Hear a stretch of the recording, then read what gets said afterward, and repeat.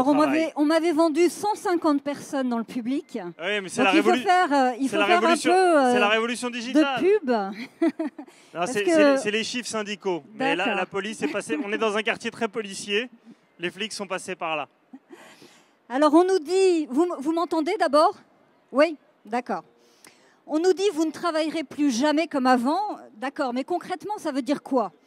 Est-ce que c'est passé du mode de la figure de la tortue, vous savez, la légion romaine dans Astérix, c'est bien cadré, c'est bien protégé, mais celui qui est au centre, il voit absolument rien. Ou alors passer à la figure du banc de poissons, où tout le monde est leader à un moment donné, et celui qui voit le danger donne l'alerte. Alors, ce changement de figure, c'est la révolution qui s'est passée chez Lippi, une PME, deuxième industriel français dans la fabrication de la clôture.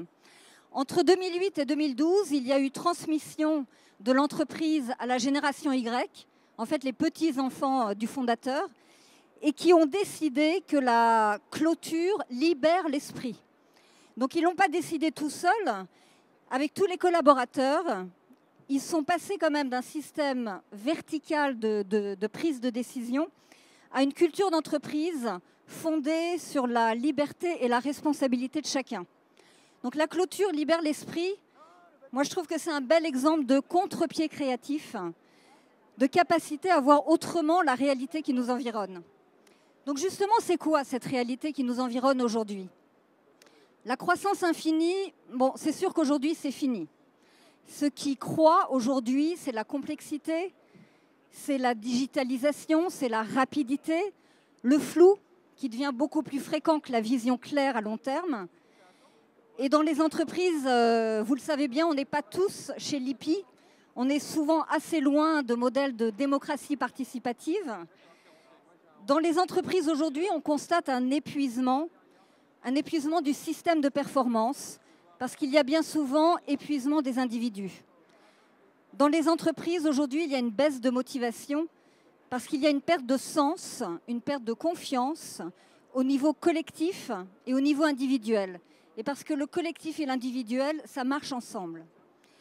D'ailleurs, le dernier baromètre Segos 2014 confirme ces tendances et parle de dégradation du climat social. Je vous donne juste quelques chiffres. 44% des salariés font encore confiance à leur manager, mais 34% se plaignent du manque de feedback, de reconnaissance, d'écoute. Ils disent l'absence de droit à l'erreur, l'absence d'objectifs clairs. Ils parlent de surcharge de travail, de mauvaise allocation des ressources.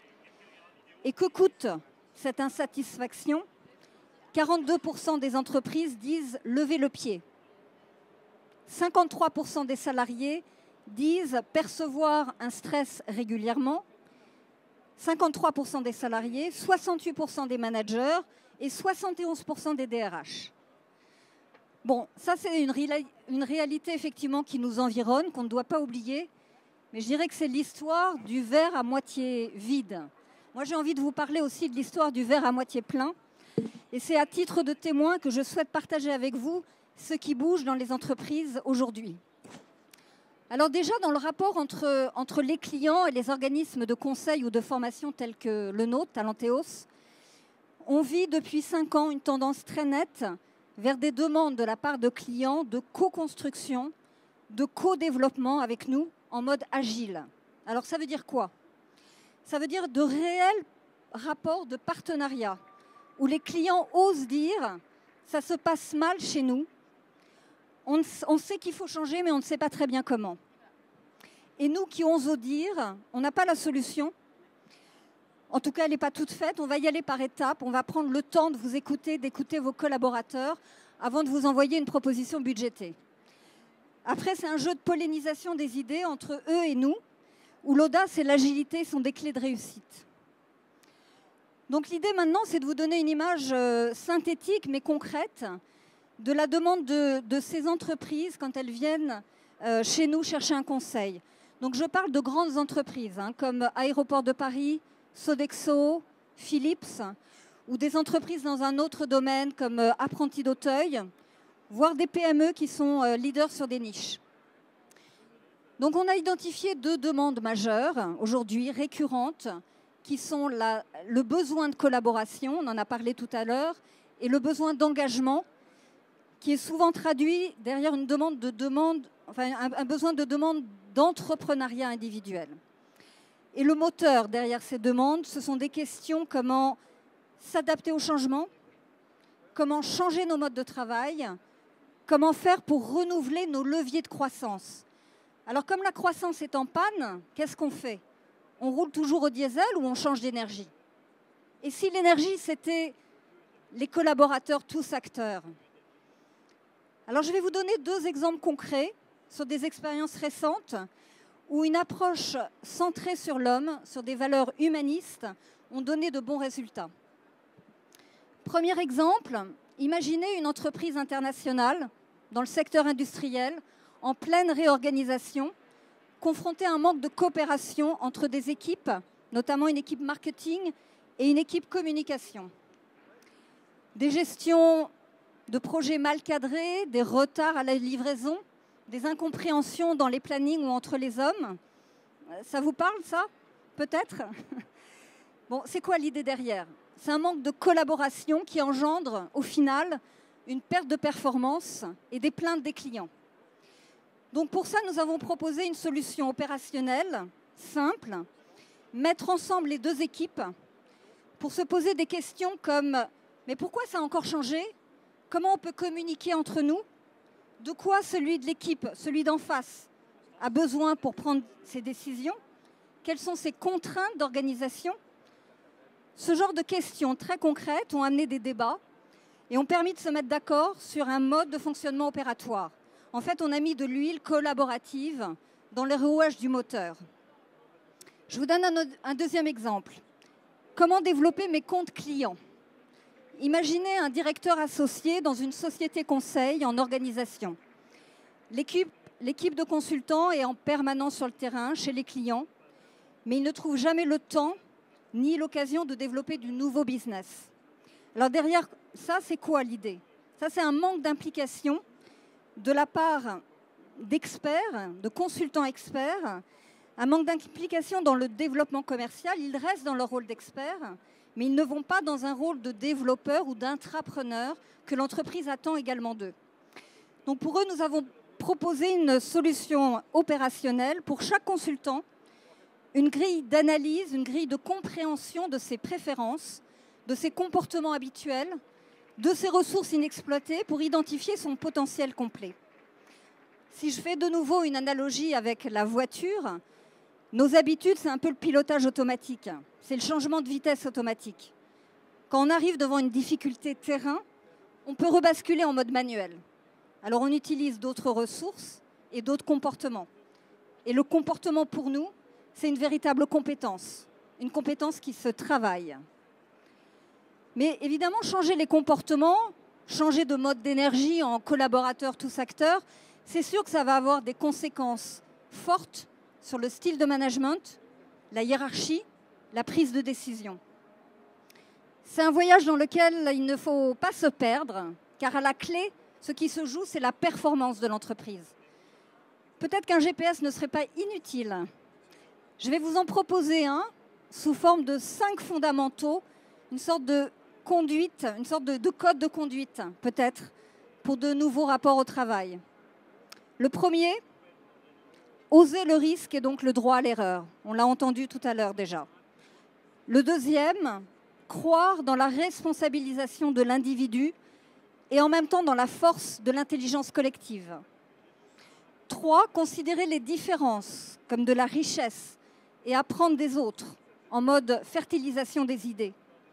4, proposer des solutions humanistes et sur mesure pour l'individu, et notamment dans les parcours de formation où on essaye, nous, de faire des formations à la carte pour assembler des compétences au sein de l'entreprise. Et enfin, 5, sortir et oser sortir des autoroutes, risquer de perdre du temps sur les petites routes pour voir autrement le voyage. Alors ce GPS, il propose aussi des aires de récupération, des aires de prise de recul ou de remise en confiance pour ne pas conduire tout le temps le frein non, le pied plutôt le pied sur l'accélérateur et savoir utiliser le frein. Savoir utiliser peut-être la recharge de ses batteries. Pourquoi? Pour être en mode développement durable de ses propres ressources en tant qu'être humain, pour soi et pour toute l'entreprise. Le développement durable de l'énergie des collaborateurs, tous acteurs. Mais c'est mettre aussi le corps en mouvement dans l'entreprise et pas seulement l'esprit. C'est aussi être des individus complets avec un équilibre entre nos cerveaux émotionnels, imaginaires et rationnels. Et c'est permettre ce que les neuroscientifiques nomment la bascule entre nos modes mental automatiques, notre MMA, et le mode mental préfrontal, le MMP, ou ce qu'on appelle en créativité le saut créatif. Voilà, alors maintenant j'ai assez parlé, à vous de jouer. Je vais vous demander de vous lever. Voilà, merci. Ce n'est pas pour me faire une standing ovation. Je vais vous demander de faire très lentement un tour sur vous-même.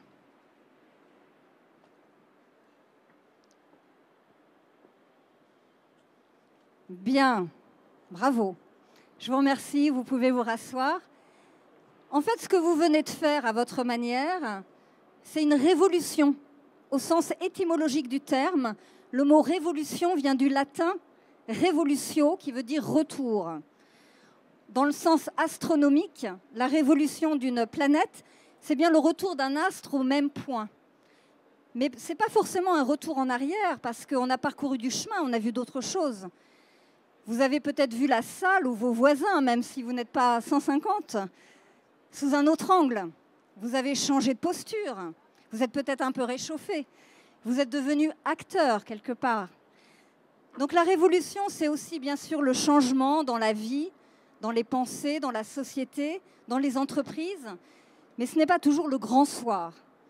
Dans les entreprises, ça peut être une politique de petits pas pour emmener tout le monde, pour prendre le temps de rassurer, dans la confiance et trouver les clés de l'adhésion de chacun, même dans la résistance, qui est bénéfique.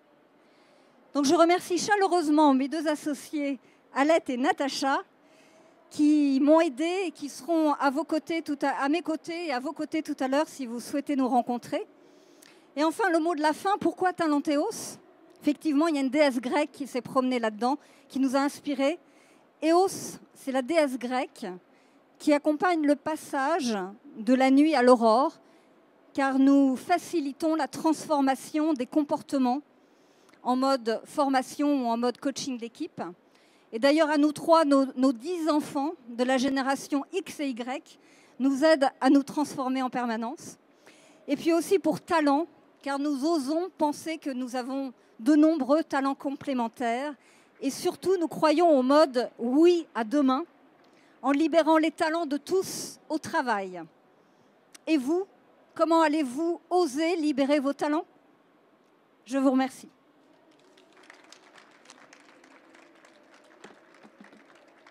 Merci beaucoup. Vous nous avez fait faire une révolution. Alors évidemment, c'était moins spectaculaire qu'à 150. Toutes les excuses de l'organisateur, c'est un peu le direct. Ça arrive. En tout cas, 10 enfants à vous trois, un immense bravo. Je sais qu'en Russie, Poutine donne 5 000 € au deuxième enfant.